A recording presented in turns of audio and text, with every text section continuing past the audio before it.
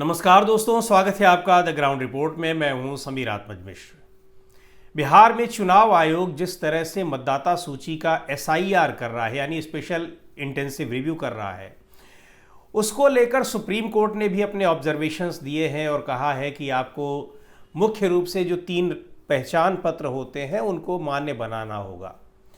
Supreme court ने काफ़ी कुछ सुनाया चुनाव आयोग को कि आप नागरिकता चेक करने वाले कौन होते हैं, बहुत सारी चीज़ें हैं। लेकिन चुनाव आयोग अपने रवैये में कोई तब्दीली नहीं ला रहा है। ना तो चुनाव आयोग ने उस सुप्रीम कोर्ट के इस ऑब्जर्वेशन के बाद, सुप्रीम कोर्ट के कहने के बाद अब तक कोई सूचना जारी की है कि उसने अपने नियमों में कोई बदलाव किया है या नहीं किया है। चुनाव आयोग बार बार यही सूचना दे रहा है कि किस तरीके से वो ये जो रिव्यू फॉर्म है उनको उसने कितनी संख्या में इकट्ठा कर लिया है। अब तक की सूचना के मुताबिक, कल तक की जो सूचना है उसके मुताबिक उसने 80% से ज़्यादा फॉर्म इकट्ठे कर लिए हैं। लेकिन ये जो फॉर्म इकट्ठे किए जा रहे हैं, अगर इनकी आप हकीकत सुन लेंगे तो समझ में आ जाएगा कि चुनाव आयोग कर क्या रहा है। चुनाव आयोग किसको धोखे में रखे हुए है, चुनाव आयोग किसको मूर्ख बना रहा है और चुनाव आयोग की कार्यशैली क्या है, किस तरीके से वो इस रिव्यू को कर रहा है।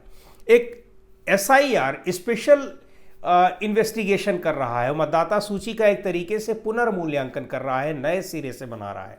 लेकिन नए सिरे से वो कैसे बना रहा है? लोगों के पास उसने एक फॉर्म भेजा है। फॉर्म भेजने के लिए बड़ी संख्या में ब्लॉक लेवल ऑफिसर नियुक्त किए गए हैं जो घर घर जाकर लोगों से को फॉर्म दे रहे हैं और फिर उनसे कह रहे हैं कि आप इसको भर दीजिए, जमा भरने के बाद इसको जमा कर दीजिए। जाहिर सी बात है कि उसमें 2 फॉर्म दिए जा रहे हैं कि एक जिस रहेगा कि वो उसको जमा करके देंगे और उनके एक फॉर्म होगा रिसीविंग का, लेकिन दिए जा रहे हैं सिर्फ एक। कई और मामले इसमें है कि जो बीएलओ हैं वो घर घर सबके पास पहुंच ही नहीं रहे हैं।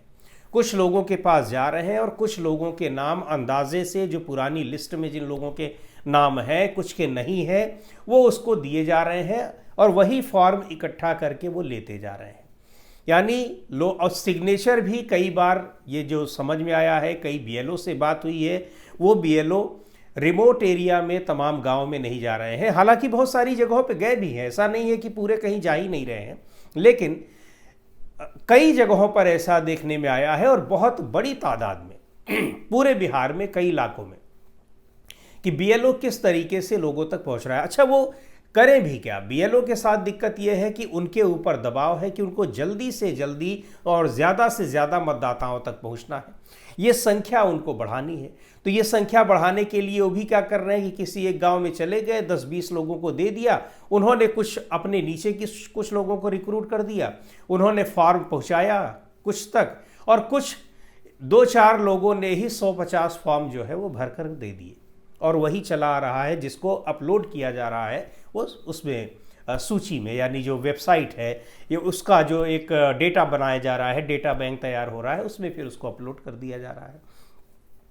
कई फॉर्म तो ऐसे हैं जिसमें कुछ लिखा ही नहीं है, केवल नाम लिखा हुआ है, उसके अलावा वो सिग्नेचर है, उसके अलावा और उसमें कोई भी जानकारी उसमें नहीं भरी गई है। अच्छा, एक बात और, जो चुनाव आयोग ने कहा था कि वो 11 दस्तावेज, तो इस बात को तो उसने पहले ही उसमें हाथ खड़ा कर लिया। जब ये मामला सुप्रीम कोर्ट में गया, उनके इस नए फार्मूले को, नए फरमान को चुनौती दे दी गई, उसके पहले ही चुनाव आयोग ने एक विज्ञापन जारी कर दिया अखबारों में। विज्ञापन के जरिए ये कहा कि किसी दस्तावेज को देने की ज़रूरत नहीं है, अगर आपके पास है तो आप दे दीजिए, नहीं है तो आप ना दीजिए। यानी पहले जो अड़ा हुआ था कि कम से कम उसको 11 जो दस्तावेज है वो उनमें से कोई एक देना है, और उनमें जो आधार कार्ड होता है और वोटर आईडी होता है उसको नहीं देना था। मज़े की बात यह है कि सबसे ज़्यादा ज़रूरी कर दिया था कि जन्म प्रमाण पत्र केवल अपना नहीं बल्कि अपने माता पिता का भी। तो ये जो बंदिशें लगा रखी थी इस फॉर्म को जमा करने के साथ, जो दस्तावेज दिए जाने थे, उसको उसने अपने नियम से हटा दिया और ये कहा कि आप इसको बाद में भी दे दीजिए। मैं गया पटना में और वैशाली में, उन गांव में कई लोगों से मिला। उन लोगों का कहना था कि पहले आए थे और कहे थे कि इसके साथ कागज़ भी जमा करना है, लेकिन 3-4 दिन के बाद बीएलओ आए और पूरे गांव में लोगों से कह दिया कि कोई कागज़ जमा करने की ज़रूरत नहीं है। पर अब ये जो है कि करीब 8 करोड़ मतदाता है बिहार में, लगभग करोड़ के करीब मतदाता हैं। इतने सारे मतदाताओं में अब इनका 80% से ज़्यादा लोगों का फॉर्म जमा किया जा चुका है। 1 महीने का समय दिया था, 25 जुलाई से इसका, माफ़ कीजिएगा, 25 जून से इस काम को शुरू किया गया और 25 जुलाई तक इसको ख़त्म करना है।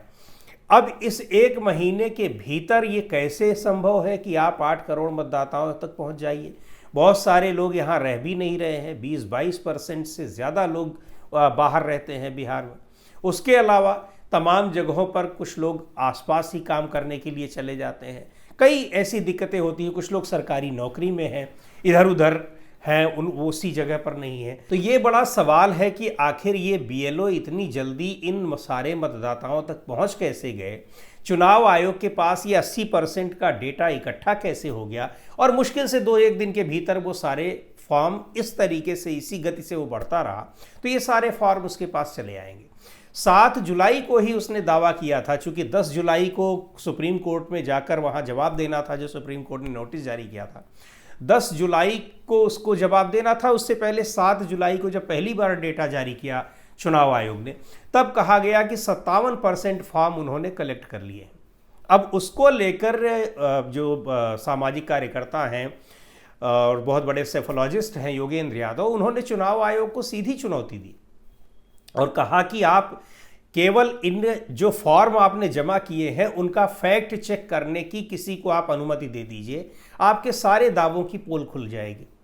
चुनाव आयोग को सीधी चुनौती दी। चुनाव आयोग ने अब तक इसके बारे में, करीब हफ्ता भर बीतने को है, अब तक इसके बारे में कोई जवाब नहीं दिया है।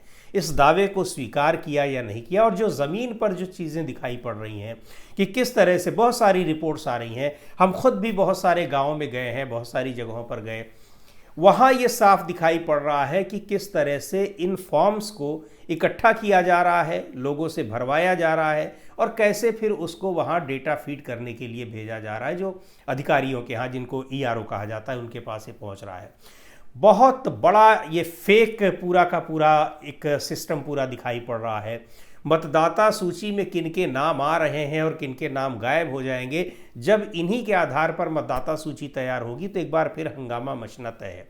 क्योंकि इस मतदाता सूची में नाम ही, वास्तविक नाम बहुत सारे लोगों के नहीं आ पा रहे हैं। कुछ के नाम आ रहे हैं, कुछ के पास तक मतदाताओं तक ये बीएलओ वहाँ पहुँच ही नहीं पा रहे हैं। उनके ऊपर इतना दबाव है कि वो अपने आप ही फॉर्म भरकर आगे बढ़ा दे रहे हैं, उसको जमा कर दे रहे हैं। इन सारी चीज़ों के बीच बिहार का जब चुनाव होगा विधानसभा का अक्टूबर-नवंबर में, उसके पहले जब ये मतदाता सूची तैयार होगी, तब इस मतदाता सूची को लेकर क्या एक वहाँ के लोगों में इसको लेकर किस तरीके का विवाद होगा, वो निश्चित तौर पर सामने आएगा। क्योंकि बहुत सारे लोगों के नाम मतदाता सूची में दिखेंगे ही नहीं। और कहीं अगर चुनाव आयोग अपने नियमों के आधार पर ही ये तय करने लगा कि किसको मतदाता सूची में रखना है और किसको हटा देना है, तब तो फिर ये और भी ज़्यादा बड़ा बवाल बनने वाला है।